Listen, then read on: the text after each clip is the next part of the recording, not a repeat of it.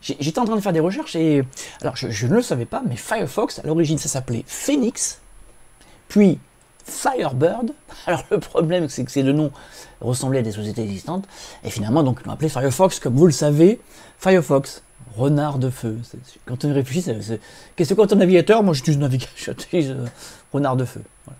Bon, en tout cas, l'objet de la vidéo, c'est pas ça. C'est que malheureusement, le support de Firefox donc s'arrête l'an prochain pour Windows 7, 8 et 8.1. On en parle.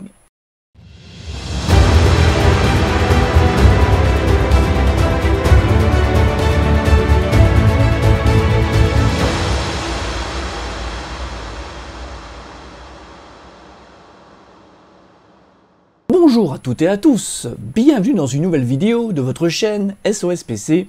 D'ailleurs, j'ai failli dire bonjour à celles et ceux qui utilisent Firefox, car vous l'avez compris, cette vidéo les concerne.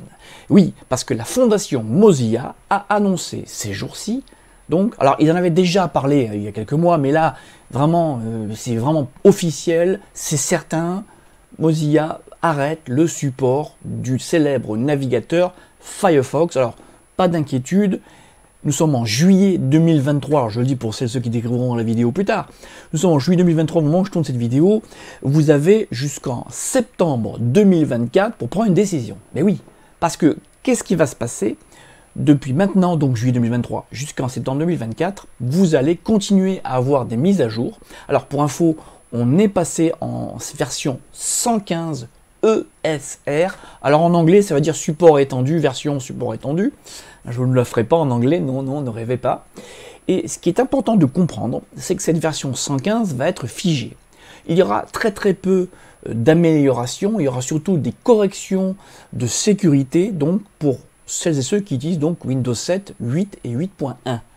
Et pourquoi je dis qu'il va falloir prendre une décision? Parce que à partir donc de la fin de l'année prochaine, il va falloir bien réfléchir, parce que, bien sûr, vous pourrez continuer à utiliser Firefox en version 115 à partir d'octobre 2024. Il ne va pas se bloquer du jour au lendemain. Bon, vous aurez sûrement un petit bandeau.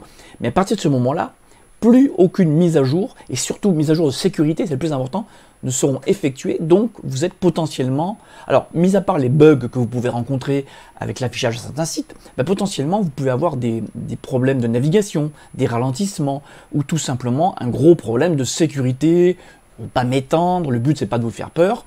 Et pour celles et ceux qui se diraient c'est pas grave, je vais changer de navigateur, je dirais c'est bien dommage parce que la fondation Mozilla était l'une des dernières, à part quelques rares exceptions, à continuer à faire les mises à jour donc pour Windows 7, 8 et 8.1. Donc, faites super gaffe. Vous pouvez actuellement naviguer, encore une fois, alors je sais que je me répète, mais c'est pour bien que le message passe en toute sécurité, mais il va falloir se poser des questions.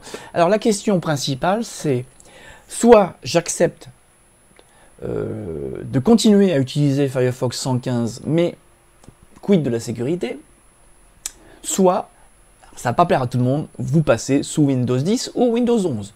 Sachant que Windows 11, il faut avoir un ordinateur récent, et si vous êtes encore sous Windows 7, 8, 8.1, c'est que pour plein de raisons, Windows 10 et 11 ne vous intéressent pas, mais je suis en train de vous expliquer que il y a de fortes chances que vous soyez obligé de passer sous Windows 10. Ça plaît pas, mais bon, on peut dire ce qu'on veut de Windows 10, il y a quand même beaucoup d'avantages à l'utiliser. Donc voilà. Et pour terminer cette vidéo, parce que le but c'est pas de faire une vidéo de 30 minutes, c'est peut-être que vous vous demandez, mais pourquoi ils abandonnent? Pourquoi? Tout simplement, ils continuent pas. Alors, il faut savoir deux choses. Si Mozilla décide de continuer le développement, ça va coûter des sous. Ah oui, parce que développer un navigateur, ça coûte de l'argent, mais ça coûte encore plus d'argent quand un navigateur n'est plus supporté par Microsoft, parce que c'est la deuxième raison. Microsoft, depuis janvier 2023, a arrêté, mais alors vraiment totalement, on ne peut plus payer en plus et tout. C'est terminé, 7, 8, 8.1, il y a vraiment zéro support pour la version, donc ces versions de Windows. Et donc, pour une société, faire des mises à jour régulières, continuer à faire des mises à jour régulières sur des systèmes qui ne sont plus mis à jour, ça coûte beaucoup d'argent, sachant que, il faut être clair, mécaniquement, bah, il va y avoir au fil des années de moins en moins d'utilisateurs sur ces 3 OS. Il y a ceux qui vont migrer, donc Windows 10, Windows 11, et puis ceux qui ont un ordinateur qui va tomber en panne ou qui sera un petit peu trop vieux, qui sera changé. Voilà, il faut bien comprendre qu'il n'y a pas que la raison économique, il y a aussi une raison logique. Pourquoi s'évertuer à maintenir, à corriger une version qui va être utilisée par de moins en moins d'utilisateurs et qui va être de plus en plus exposée à des problèmes de sécurité. Voilà, il faut le savoir. Donc, alors n'hésitez pas à vous exprimer dans la zone de commentaires du site sospc.name. Dites-nous ce que vous en pensez.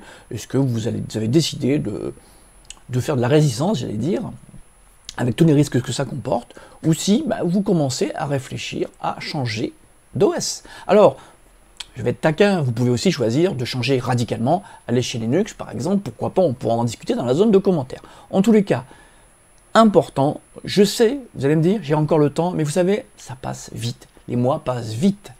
Sur ce, je vous laisse, je n'en dirai pas plus. Merci d'avoir suivi la vidéo jusqu'au bout. Ouais, parce que je me répète beaucoup en ce moment, vous ne trouvez pas que je radote? Bon. Sur ce, je vous laisse et je vous dis, si vous avez envie, à la prochaine vidéo. Abonnez-vous.